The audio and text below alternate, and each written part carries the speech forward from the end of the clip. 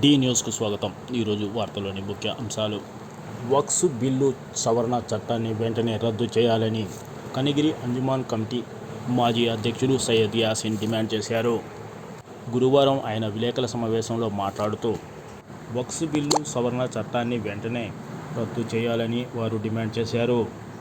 ముస్లింల ధార్మిక విషయాలలో కేంద్ర ప్రభుత్వం జోక్యం చేసుకోవడాన్ని వారు తీవ్రంగా వ్యతిరేకించారు. ప్రధానమంత్రి నరేంద్ర మోడీ అధికారంలోకి వచ్చిన తర్వాత ముస్లింల ఆస్తుల మీద కన్ను పడిందని ఆయన అన్నారు. ముస్లింల ఆస్తులను కాజేసేందుకు కేంద్ర ప్రభుత్వం చట్ట సవరణ చేయడాన్ని తీవ్రంగా వ్యతిరేకిస్తున్నామని ఆయన అన్నారు. దేశవ్యాప్తంగా ముస్లింలు కేంద్ర ప్రభుత్వ వైఖరిని నిరసిస్తూ పెద్ద ఎత్తున ఆందోళన కార్యక్రమాలు చేపడుతున్నట్లు ఆయన తెలిపారు. ముస్లింల ఆస్తులను కార్పొరేట్ సంస్థలకు అప్పచెప్పేందుకు బీజేపీ ప్రభుత్వం ప్రయత్నిస్తుందని ఆయన మండిపడ్డారు.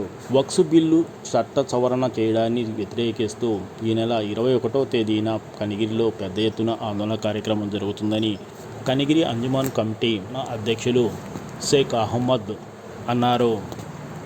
21వ తేదీ సోమవారం ఉదయం ఒంగోలు బస్టాండ్ నుంచి ర్యాలీ జరుగుతుందని ఆయన తెలిపారు. ఈ కార్యక్రమంలో ముస్లింలు అందరూ ఈ కార్యక్రమాన్ని పాల్గొని జయప్రదం చేయాలని ఆయన కోరారు.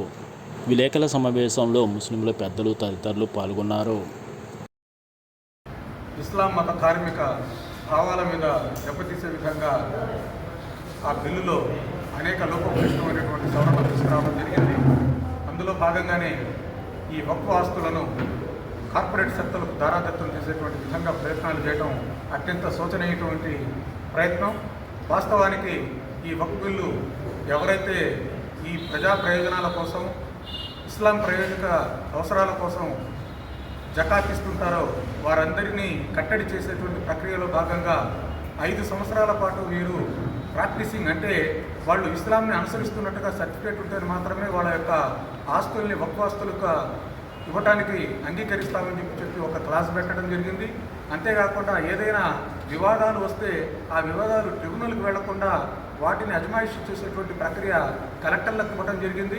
మరి ఈ కలెక్టర్లందరూ కూడా ప్రభుత్వంలో అధీనంలో ఉండేటువంటి వారు కాబట్టి వాళ్ళు ప్రభుత్వాలు చెప్పినట్లుగా వింటారే తప్ప ట్రిబ్యునల్కు న్యాయం జరిగేటువంటి విధంగా ఆస్తుల్లో ఇబ్బందులు పడ్డటువంటి వ్యక్తులకు ప్రయోజనం చేకూరేటువంటి విధంగా జరగదు కాబట్టి ఇట్లాంటి తప్పుడు నిర్ణయం తీసుకోవడం జరిగింది.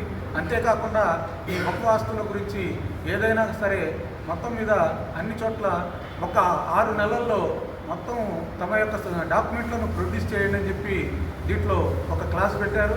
మరి 6 నెలల కాలం పాటు ఎప్పుడో దాదాపు 151 ఏళ్ల నుంచి అనుభవిస్తున్నటువంటి మసీదులు, మందిరాలు, అలాగే మకానులు, చావిళ్ళు వీటన్నిటికి సంబంధించినటువంటి డాక్యుమెంట్లు ప్రొడ్యూస్ చేయాలంటే ఇది లభ్యమయ్యేటువంటి పరిస్థితి కాదు.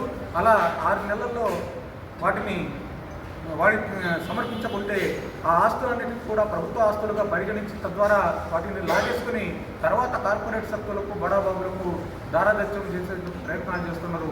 ఈ సందర్భంగా మొత్తం భారతదేశంలో ఉండేటువంటి వక్ఫ్ ఆస్తులన్నిటినీ కాపాడేటువంటి ప్రక్రియ లేకుండా వాటిని ఇతరులకు దారాదత్యం చేసేటువంటి మోడీ ప్రభుత్వం తీసుకున్నటువంటి చర్య అత్యంత